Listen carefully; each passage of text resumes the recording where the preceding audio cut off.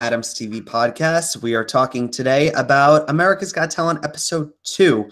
Luck went down, some good acts, some not so good acts. And I have my co-host with me, Eric. But before I throw it over to him, I just want to ask, are you feeling so good? I'm confused. Just say your thing. We'll get into it. What? The Yumbo Dump. We'll talk about them. Remember they would do the Feel So Good? You ruined my joke. Now the podcast is off to an awful start. Okay. All right. I wasn't paying enough attention to them. Oh, God. Hi, I'm Eric, everybody. This is a great failed intro.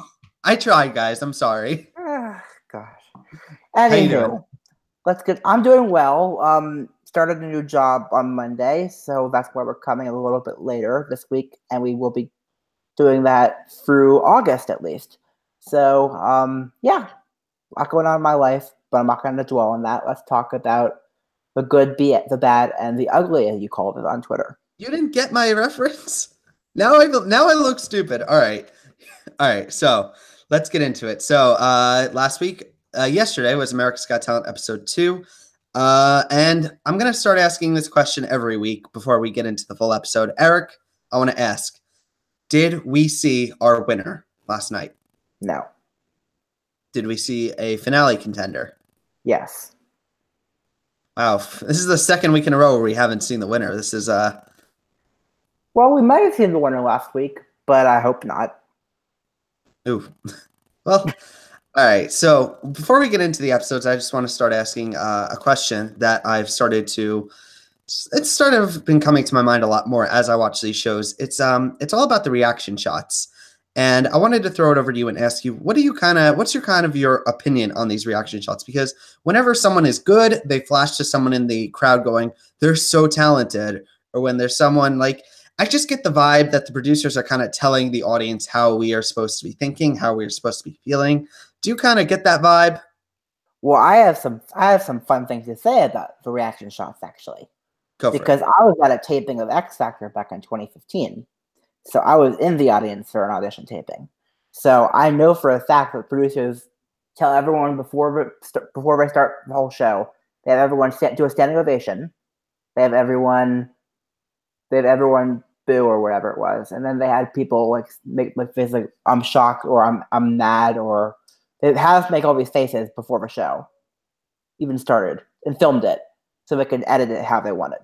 Do they put the camera on specific people? I always hate when there's that. It was more of a crowd shot, but I'm assuming they put the camera on specific people. I didn't notice that part, but there's the one girl shaking her head going, what is this? And then there's another he's so good. It's another kind of a little bit of an issue I kind of take with America's Got Talent. It's not the biggest thing, just something it's not a big deal, but it does make it feel a little bit more fake to me, having been there. I will say, if you're doing a good audition, if you're a really good audition, the audience cheers for you, they can't edit around that. And if the audience starts booing you, they can't edit around that either. So. And on that note, I think we are going to start to get into the contestants. We flubbed our opening, but here we go. So our first act of the night is a group of 2 guys. Their group name is Yumbo Dump, and they have Yumbo Dump, I thought it was. I know you're right, but I'm saying for Dumbo Yump. Oh, all right. Well, because they're very dumb. They do this act where they kind of make sounds with their bodies, and it was all ways of weird. And every time after they do their trick, they always yell, "It feels so good." And that was kind of the joke that I was at the beginning. What did you think about them? Okay, well, clearly I didn't think much about them because I watched them on YouTube the next day, and I was like, what the hell am I watching? But my mom sent me a text message when she was watching them, and she basically said the human fountains were much funnier. And yeah, pretty much that says it all. It's so funny. I would have buzzed them. Rock is going to win, but I would have buzzed them. Oh, I kind of would have as well. Human fountains were hilarious. I would have buzzed this. Yes, totally. The thing is, as much as I really didn't like it, the judges were so into it, except for Mel B, who does buzz it. Thank you. Why can't one judge be the voice of reason? Why can't it be Simon or always be Mel? They flip flop. They switch off. It seems. It's so funny. I think my favorite judge on the show might be Mel B, which is She's my saying something. favorite judge besides Simon. Because Heidi Klum's kind of a little bit useless. Simon Cowell is kind of I don't like his opinion because he's the one who's selected these judge to like these contestants who are going to come and perform in front of him. It's a little bit like Shifty Water, and you guys all know my opinion of Howie Mandel, and that leaves Mel B by default. So congratulations, Mel B. I genuinely do like Mel though. Do you want to talk about her as a judge? What do you think about her as a judge? Well, I know that she's been a judge on all sorts of shows. She was on X Factor Australia, X Factor UK, and now America's Got Talent. And she's been very good in the past. I mean, she was actually the Simon judge on X Factor Australia for 2 seasons. So, do you like Heidi? Eh?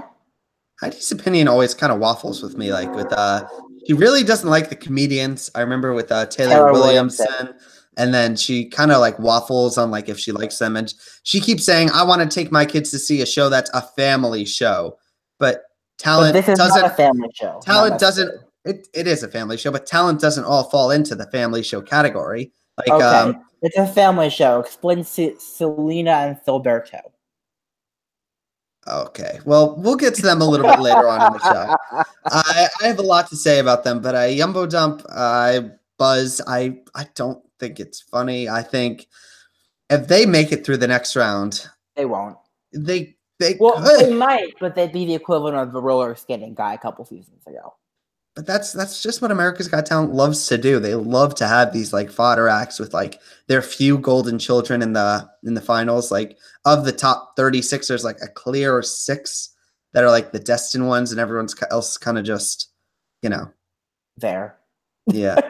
There to fill time. Yeah, I agree. The show could be so good, and it's just we kind of pepper it with these kind of sour acts that don't really add much. I don't know. Maybe they're just trying to they really just care about making viral videos. Okay, that's fine. It's been working for them, I guess. Anyway, so any final thoughts on them? Nope. All right, so we move on to our next segment. It is all about married couples, and the first act we have are Sean and Lindsay. They are a comedy duo, and Simon Cowell, before they perform their act, he asked if they're brother and sister, and that was a little awkward. What did you think about Sean and Lindsay? Well, first of all, Alex and Sarah have the best response to that question back when they were still dating and was still a couple and still a group. What was that? No, we kiss. Oh, well. You don't remember that? The X Factor was so long ago. I don't even remember. I don't care. I remember the good ones from X Factor. And we'll get to Alex and Sierra comparisons in a minute. Yeah. But right. Sean and Lindsay, it was painfully bad. I mean, Simon's comment was spot on. The delivery was the problem. The jokes, if they were delivered better, might have been fine.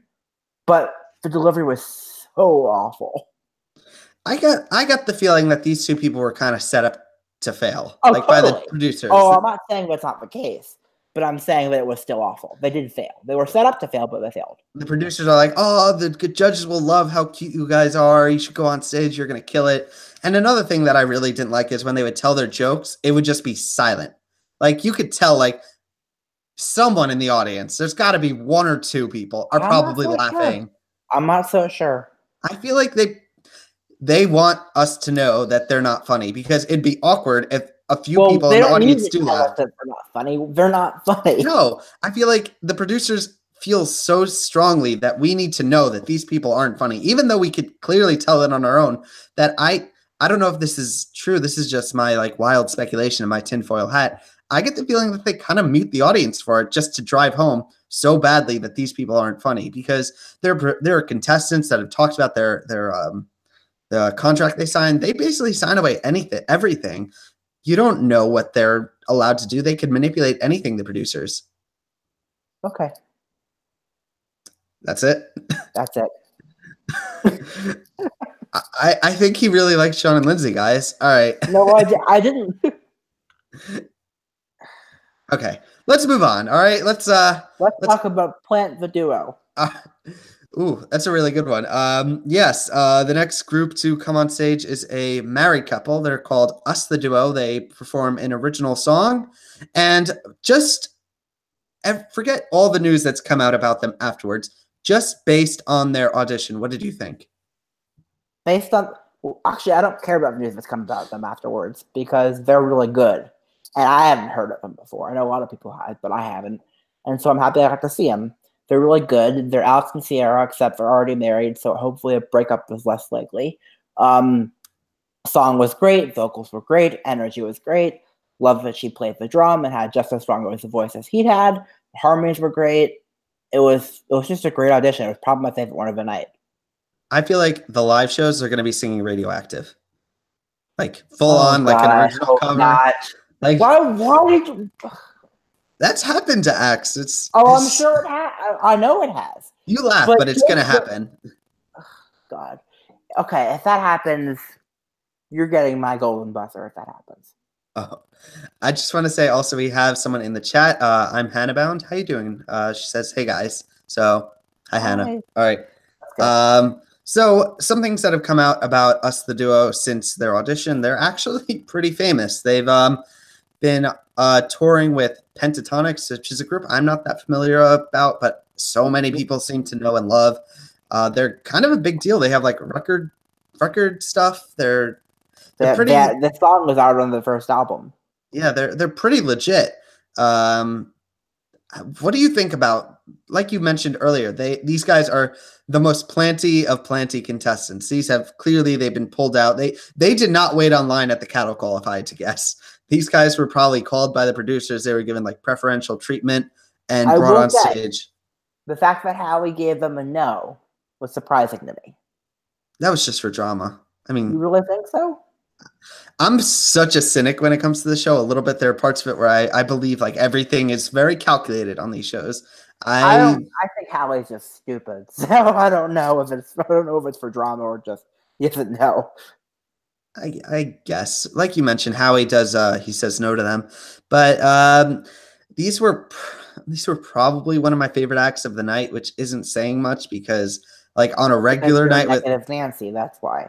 I am a little bit of a negative Nancy. I would probably place them like 5th or like 6th on like a regular night, but because this night wasn't the best, it's probably top 3 for me. Okay. Do you agree?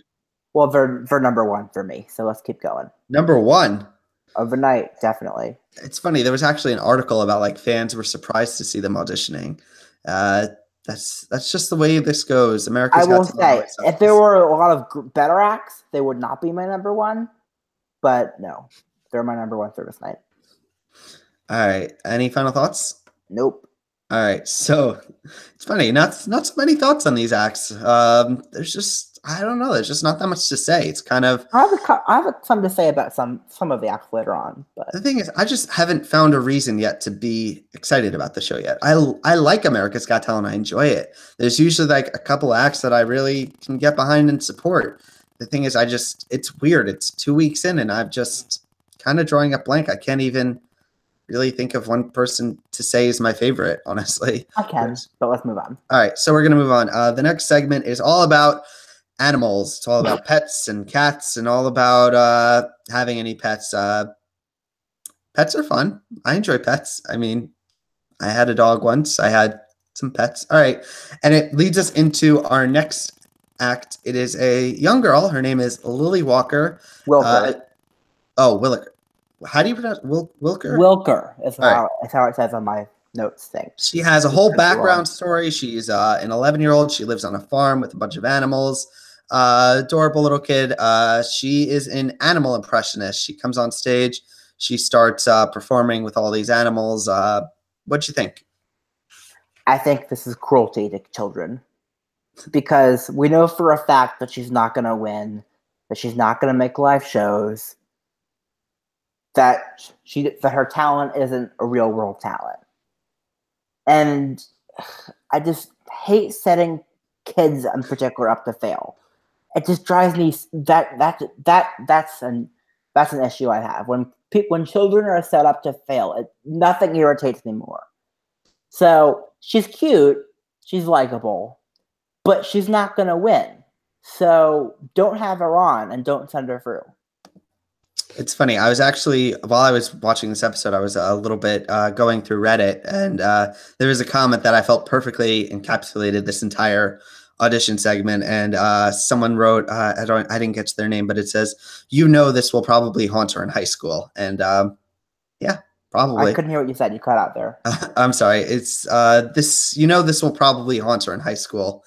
Totally. Yeah, I kind of feel bad for her because, like you mentioned, this isn't a talent that's going to win the show, or make live shows even. Or make live shows. She's kind of just being set up. And if she does make it to live shows, it's going to be at the expense of probably a better act. She's going to kind of fit in that fodder role that they usually pull one from for each of that pre-live show round. I still though get a feeling that they spent so much time on this little girl. I'm kind of getting the feeling that she's going to be top 36. Do you agree? Okay, then. The one thing that I did kind of find funny that I was just thinking about while she does a dolphin and horse, a duck, a dog. I was just thinking, eventually, if she's on this show long enough, she's going to run out of animals to do an impression of. So maybe she's going to end up doing a fox, and we'll finally find out what the fox says. Any final thoughts? I'm going to let that pun slide. I worked so hard on that. I thought that was so good. Nothing? All right. I'm going to pretend you never said that. Because we're all better off pretending that you never said that. You know what? Watch when she's in the next round and she does the fox. And that's a big moment. That's her wow moment. That could be her wow moment. As long as she doesn't make a squeaky noise, then we're good.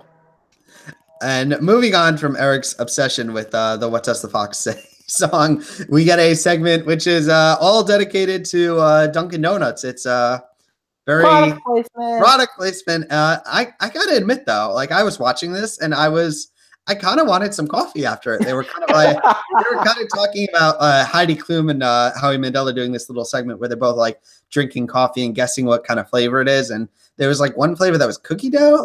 That sounds pretty good. Okay. Every time there's a future product placement segment, I'm going to hold up a different sponsor that we don't have. You know what we should do for our podcast? We should all have the sponsored drink. There should be a Dunkin' Donuts cup right here. No, we're gonna be more creative than that. I'm going to hold up a different sponsor every single podcast from now on. I don't have one prepared today, so we're going to skip today. We should make them up ourselves. They should be some kind of things for us. I don't know. I'm stealing one from a commenter on MJ's. All right. Let's kind of move on. All right. Here's where it gets kind of funny because the show cuts to commercial. And when it comes back, we get I think it was after this part. No, wait. No, it's not yet. Not yet. Hold that thought. I'm going to say hold that thought on me. We're going to come back to that. Next is a montage all about acrobatic acts. People looking like they're about to die. And it kind of leads us into the Rossi brothers. The Rossi brothers. Rossi brothers. I don't know. Yeah, they're a tumbling act. They have the story. One of the brothers was hurt, and he has a brace on his leg. They come on. They do these flipping tricks, and during the act, one of the brothers, I think it was the one who was injured, slips, but they decide that they're going to start over, and they do much better the second time around. A lot of people were saying this was the highlight of the night. Do you kind of agree? No. What'd you think of them? Okay. Good for them for trying again after the screw up, but they screwed up. And so I'm going to be constantly worried about them for the rest of the competition. And in addition to that, danger acts are not my thing, not the type of acts that I pay to see or that I enjoy watching. So the thing is, we've never seen a tumbling act ever win. Or and anywhere we're not going to. What? And we're not going to. The closest I could kind of think of was, I'm going to say this name. You're probably not going to remember them. The Kristoff brothers. The Kristoff brothers. I remember them. They were a comedy tumbling act who kind of did cool tricks. They were one of my favorite acts. I think it was the season with Taylor Williamson. I didn't watch that season until after the fact. That was the best season, in my opinion, of all of America's Got Talent that I've watched. It was okay. It's pretty good. But like you kind of say, I feel like if they're gonna mess up in the audition round, they're probably gonna mess up. I would probably have said no, honestly. I would have also. It's just I don't want to watch someone die a little bit. Never do I. Especially not on live TV where they can't cut away from it or edit it out. Well, they had that one guy who was shot in the chest with a crossbow. Do you remember that?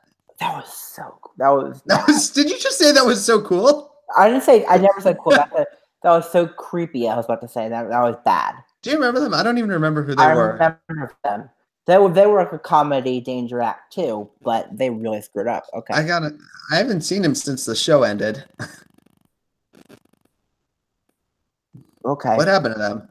Okay. All right. We're going to kind of move on. Yeah. Unless you have any final thoughts on the brothers. Nope. All right. So this is the point where I was talking about. The next, we come back from a commercial and we have a female singer singing "Take Me to Church" by Hozier. Is it Hozier or Hozier? I don't know, but I had comments on it. I had thoughts on it as well. The thing is, I thought she was the best of the night, honestly. I thought she was in the top 2 of the night.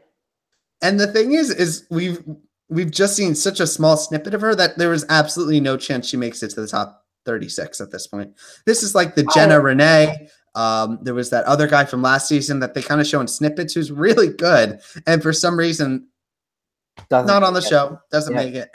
We don't even have her name. We don't. I wrote "Take Me to Church Girl" was great. Whatever her name is was what I wrote in my notes. The funny thing is, I would probably say she's my number 1 act of the night. And Simon looks bored during her performance. Like it's just, I was like, I'm good. She clearly doesn't have a bad back. She doesn't have a sad backstory. That's you stole the words right out of my mouth. It's probably because, unlike the next contestant, she doesn't have a story, which kind of brings us into the next. It's Christina Wells. She is 42 years old. She's a singer. She has this backstory where she was auditioning for something. The thing was, they kind of kept it vague what she had auditioned for. And during this theme park thing, it was but what they didn't drop any names. Like I was kind of. At the start, they were kind of saying like it was a TV show. That's the vibe I was getting from it. So I was thinking maybe it was like The Voice, but then I was like, no, that doesn't make a lot of sense. So I guess it makes more sense a theme park. But she performs "I Know Where I've Been" from Hairspray. What do you think? I thought she has a very good voice, but it's very old-fashioned. It's capable, but she's capable but old-fashioned. My real thoughts, my most important thoughts about it were Simon's hilarious comments about not caring about people's weight and saying that for decades now, which is horse shit. Why is it? Do you remember Mandisa? I started watching season 9. Right. So Simon literally back in season 5, I think it was. Of what? What? Of what? You gotta say. Of Idol. Season 5 of American Idol. Simon basically says after she walks off the stage, we're gonna need after she walks out of this room, we're gonna need a bigger stage. Wow. Was there backlash back then? Yes, there was a little, but he would have been crucified for it today. So I wrote, Simon's views on weight have clearly evolved since the days of Mandisa. And by the way, Mandisa is a Christian singer, so I'm not a fan of her, but still, that was uncalled for. Well, Mandisa aside, let's just focus kind of on Christina.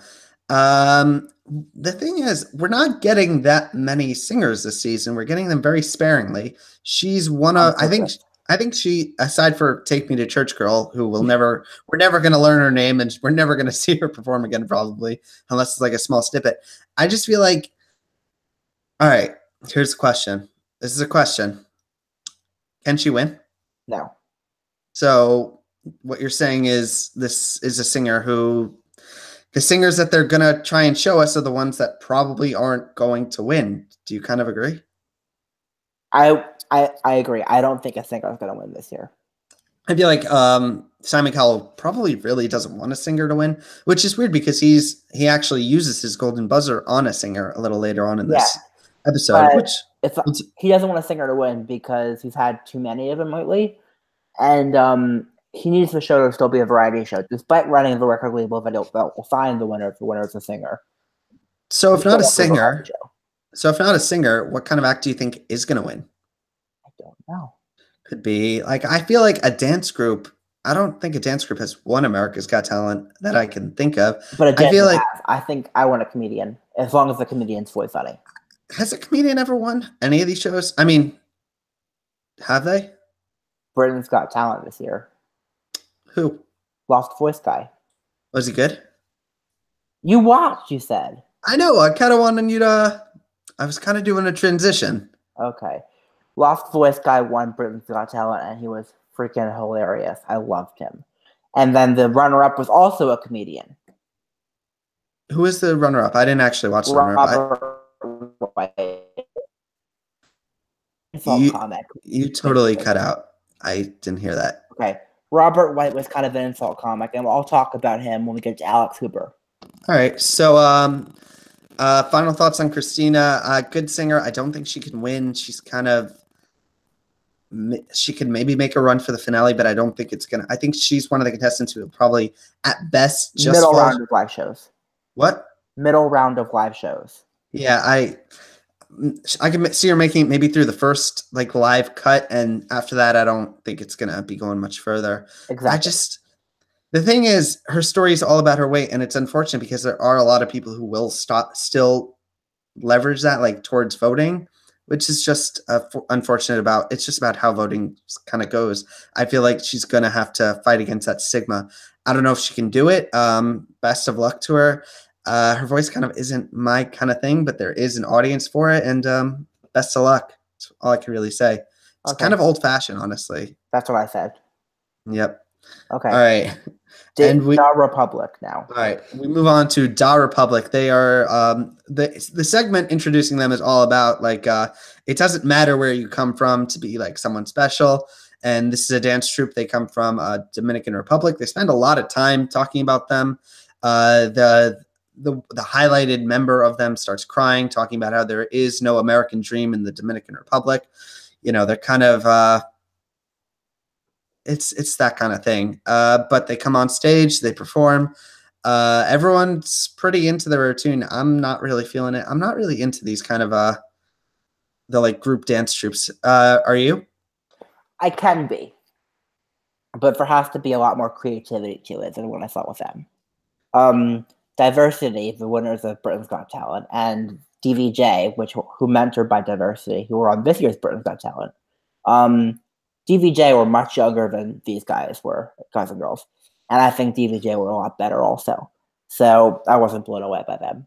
They were good, but I've seen so many better dance troupes that, The thing is, I just don't feel like a dance troupe could ever win one of these shows because in a performance, they're usually not the highlight. Usually there's a singer or something else going on, to a band. I feel like they are not, the dancers are never the center stage act. They're kind of always the back. So in my opinion, if I was coaching these guys, I would say bring someone on as a singer and kind of dance around her. I wouldn't say that. I'd say the only way to dance that can win is if there's a multimedia element, with a screen behind them or something. Definitely agree. With the shadow dancers, there was attraction. That type of thing. There was Catapult Entertainment. I don't know.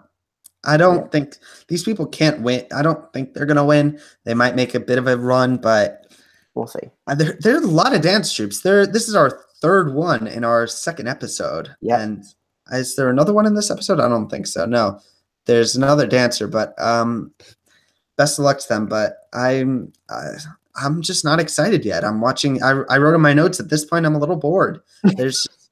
There's nothing really that was in this episode that was really oh my God, this is incredible. But I guess we're going to kind of move on unless you have any final thoughts. Nope, move on. All right, we move on to the next act, who was one of our leaked audition.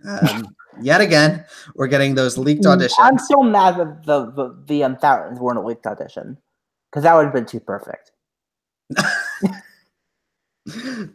I used my "What does the fox say" pun, and that pun was that was even worse, I think. Oh, but I did that one last week also. That's a pun that I'm going to keep repeating because I'm proud of that one. Let's keep going. So it's his name is Aaron Crow. He does tricks. He does sword stuff. He doesn't really talk. He just kind of stares at the judges. He does all these cool tricks. He cuts an apple in the air. He has Howie Mandel on the stage, and he cuts a pineapple off of Howie's head. This reminds me, the thing is, there was one act that was actually not on America's Got Talent, I don't think. It was Britain's Got Talent. I don't know their name.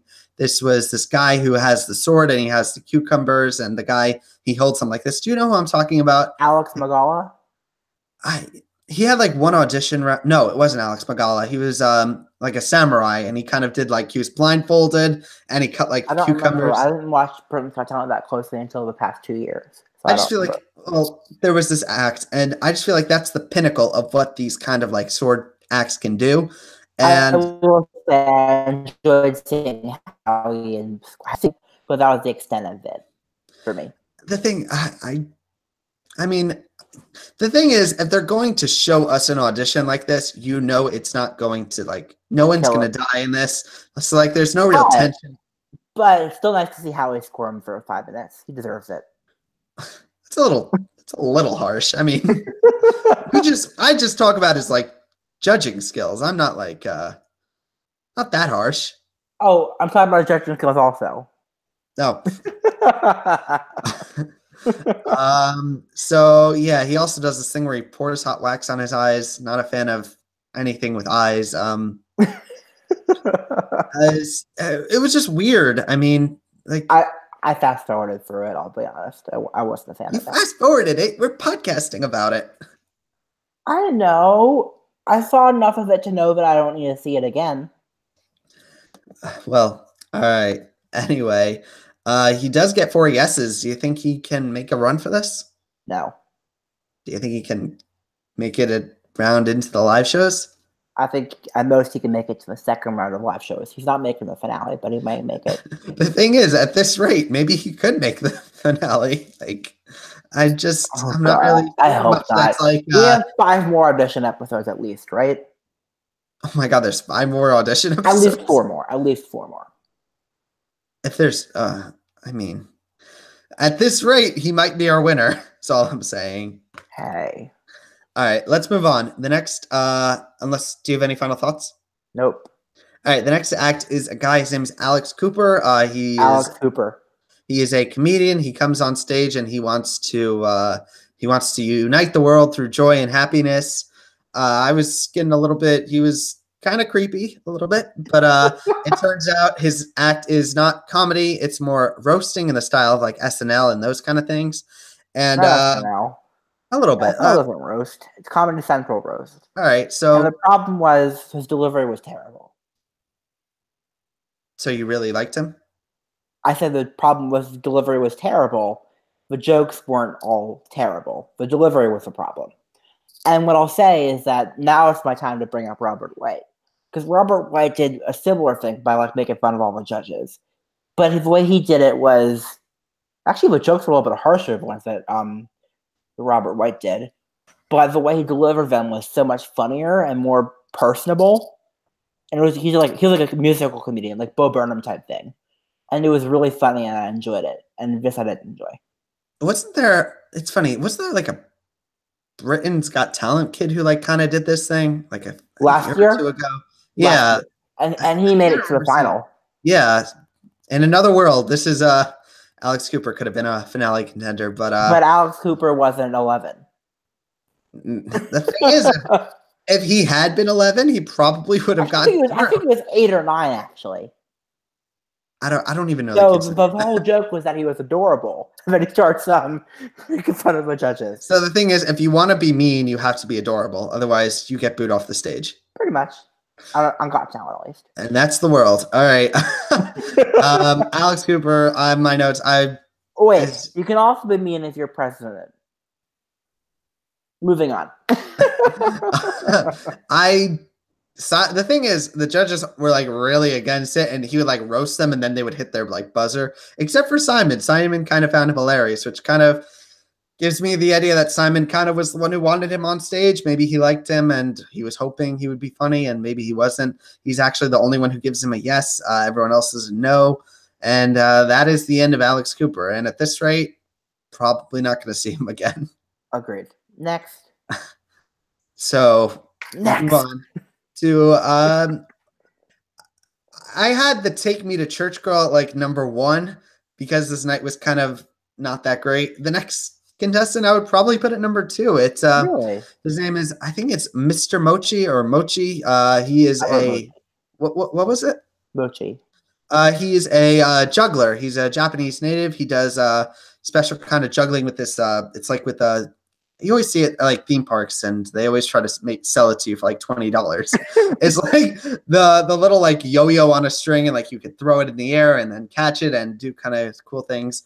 But he actually is pretty smart with his act. He does it behind one of those like screens.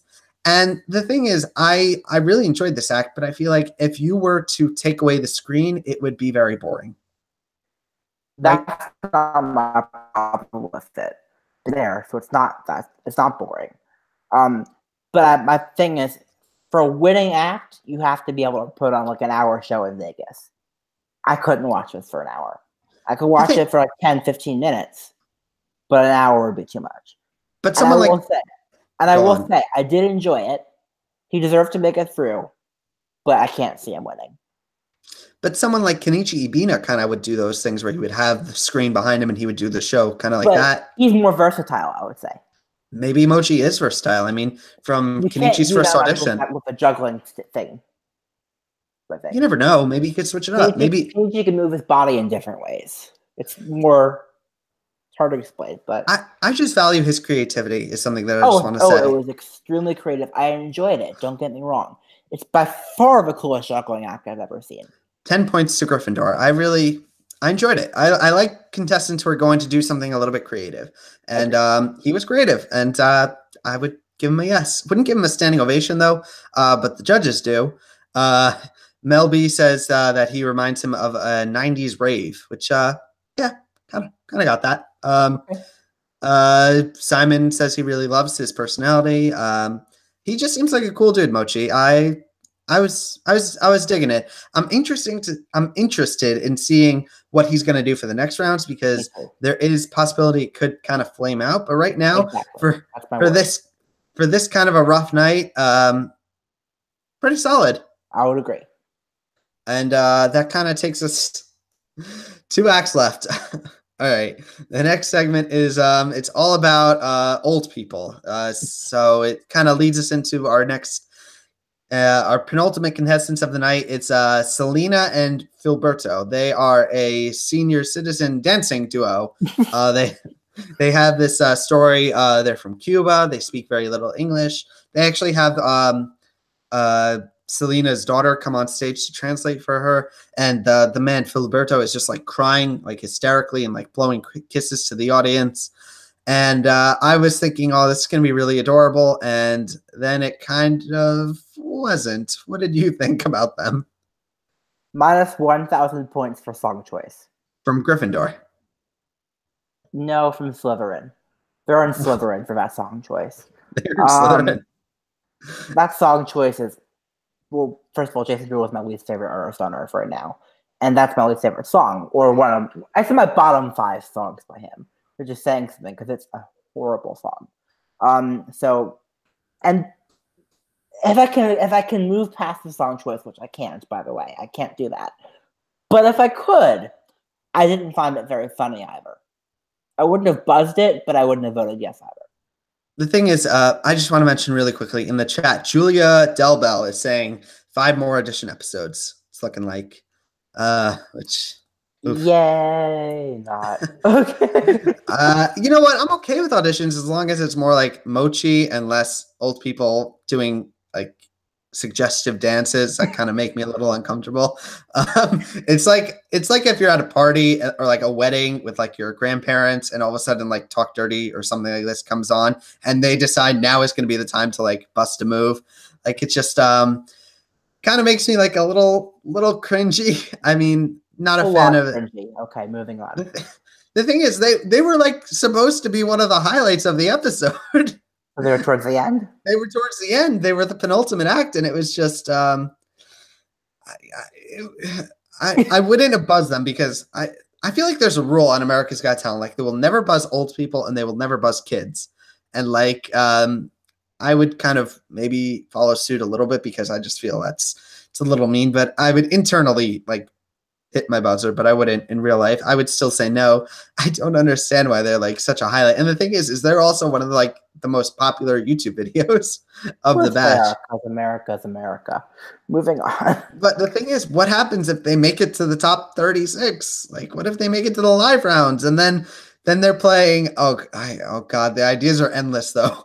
as They'll play uncomfortable. Wiggle. They'll do a worse Jason Derulo song. I was thinking Whistle. No, they'll do Wiggle by Jason Derulo. Paradise by the Stick with the Jason Derulo theme of terrible Jason Derulo songs. The thing is, or I can't remember terrible. Jason Derulo songs is what their theme will be.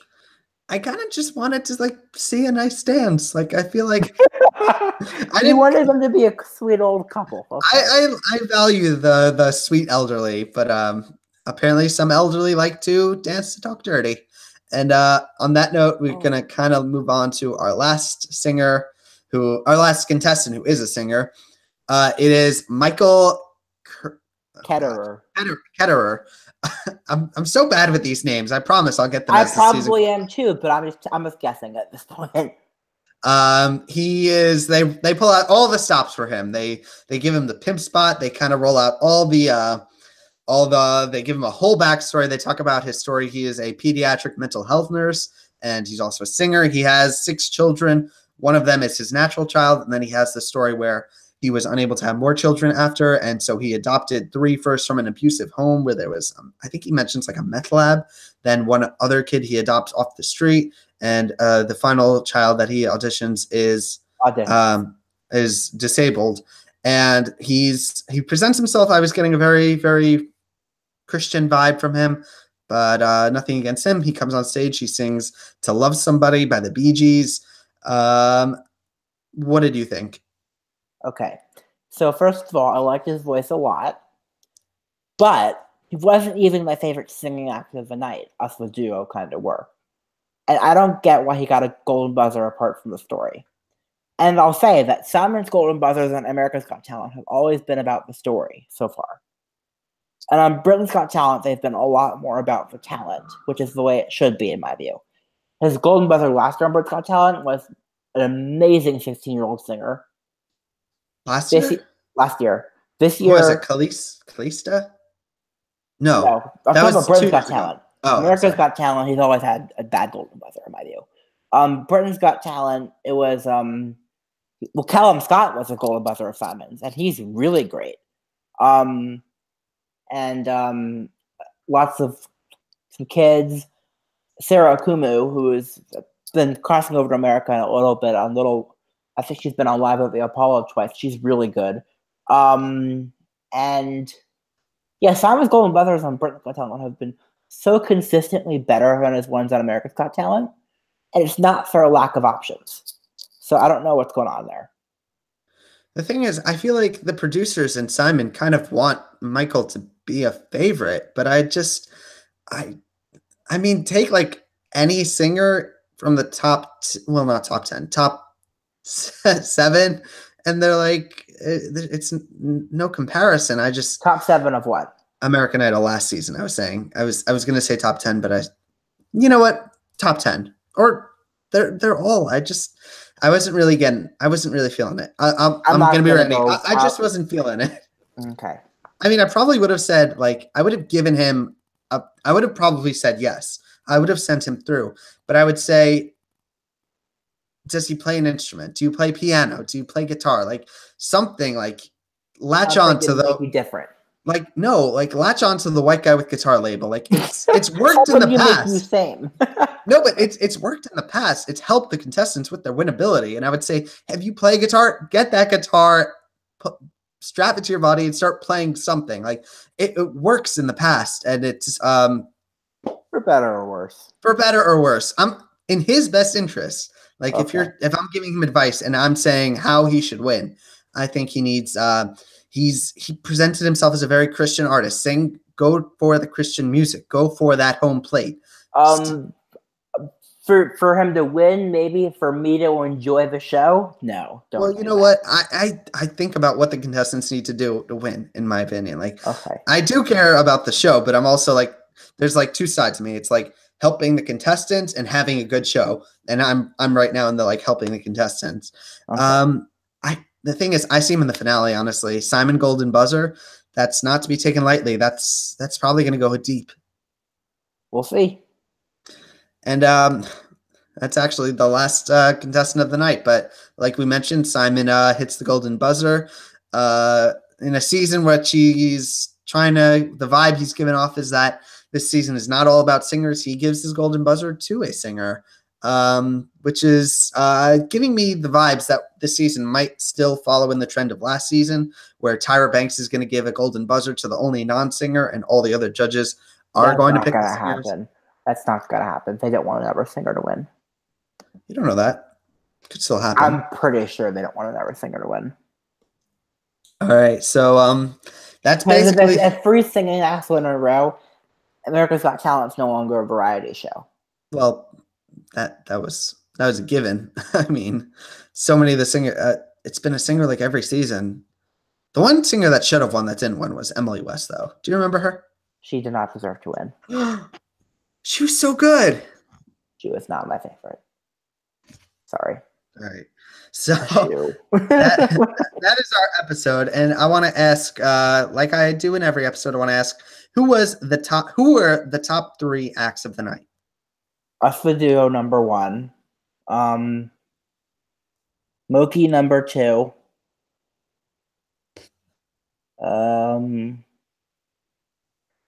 screw it, Christina Walls number 3. All right, my number 1 is Take Me to Church Girl. Oh, if I can include her, even though she's fodder, she's my number 3. We have no idea who she is. She's my number 3.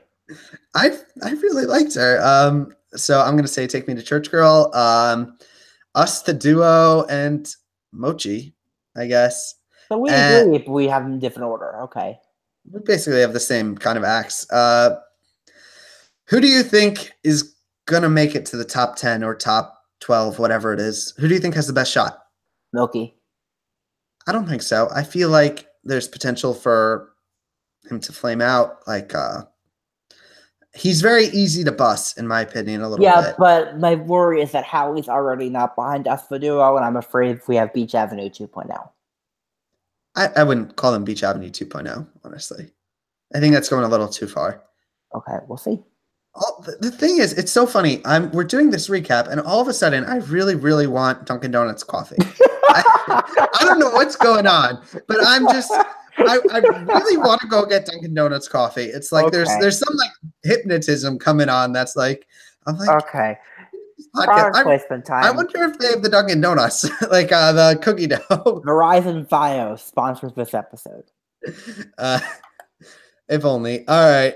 So that's our episode. Any final things you gotta want to touch on? The whole episode. You could pick anything to talk about. Nope.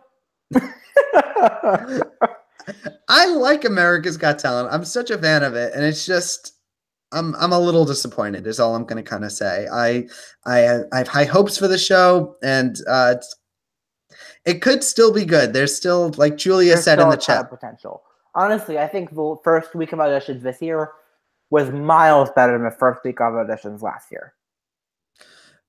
Julia Delbel in the chat says Simon straight up admitted Tyra's golden buzzer was his favorite this season. Did you hear that? I think I might have actually. Huh. Well, that's a bad sign, I guess. So, all right, let's play a game. We have Simon's golden buzzer and we have Tyra's golden buzzer. Which act is going to last longer? Tyra's. Tyra's? Yes. Would you have given your golden buzzer to one of the Either acts? Of them? No, for tonight's episode. To any of the acts from tonight's episode? Yeah. No. You get one per season, and you didn't use it last time. I didn't use mine last season. I used it last time. You use it? On who? Yeah, Shin Lim. Really? Yes. You think he could win? If the show doesn't bust him, he could win. The thing is, if the show treats him the way he deserves to be treated, he could win. After watching Shin Lim's video audition, I remember I think I tweeted like a picture of like someone holding a cross, like "Away with you, demon," and it just reminded me of this this viral video that was like from when I was like 10, and there was this video of David Blaine, but it was like a comedy act where he does the tricks, and these two people call him demons. It was a funny video, but I guess that's kind of our episode. Do you have anything else? Nope. Follow me on Twitter at Eric_Ascher. Thoughts.ericascher.com with my personal blog. I have my thoughts on Britain's Got Talent as a season up there now. We're also on MJ's blog as well. Cross-posted on both. And yeah, just keep in touch, follow me, etc., etc.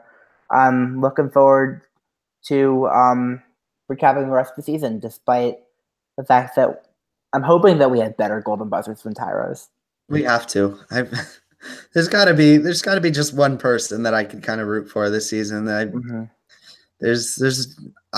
thing is, I kind of want a little bit more comedy acts. We haven't had that many. I comedy do too. acts. I mean, Britain's Got Talent spoiled me because my favorite 2 acts were the top 2, but we'll see what happens. All right, Eric kind of pimped his Twitter out, so I'm going to say my name is Adam Samuel. You could find me on Twitter at Adam Soapbox. You could follow my blog. I run my website, adamsoapbox.blog, and I run my TV blog. It's called adamstvblog.com. It's pretty hard to remember, but I think you'll find your way. And on that note, that's kind of our episode. So thank you so much. Actually, one final question. Julia Delbel, good question, asks, could this be a season a golden buzzer doesn't win? Quite possibly. Ooh, and on that note, we leave you. But thank you so much for joining us. We will see you again next week. We are going to be back doing another episode of next week's episode. I'm actually not going to be here in the studio. I'm going to be somewhere else. I'll tell you a little bit about that next week. Also, Big Brother coverage is not going to be starting next week. It's going to probably be starting the week after. As soon as some more news comes in about the cast, we will. I'll get Jason and Ryan will be starting our coverage. It's pretty exciting, and hopefully it's a little more exciting than this episode. All right, and on that note, thank you so much for watching. See you next week, guys. Bye. See ya.